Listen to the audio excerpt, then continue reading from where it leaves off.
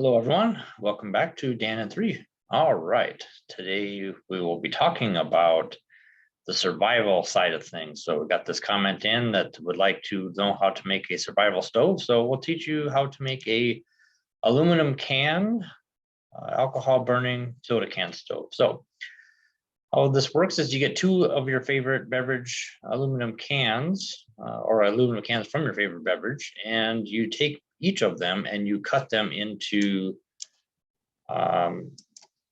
bottoms basically. So we'll show you what that looks like here. So let me go ahead and get that going here. We'll share and we'll see here. All right, so we take two aluminum cans once they've been emptied and cleaned out, and we cut those about 2 inches from the bottom of the can. In case you were looking for reference, the label on the can, the little barcode just above that point will be roughly 2 inches here. So the can will be about that size when you're all done. So once you get two of those created, so about the same size there, and they don't have to be perfect, you just cut them so they're roughly that size.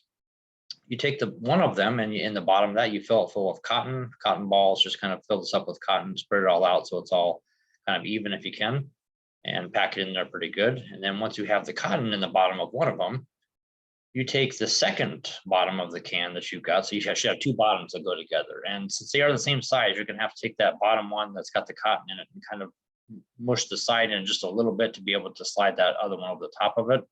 But once you slide that second can over the top of it, you should have kind of a sealed up container here.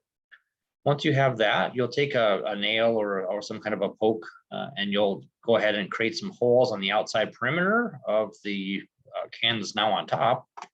And make sure you only do this on one of the cans, or one of the two bottoms, I mean. So this will be on the top surface in this case with the cotton in the bottom.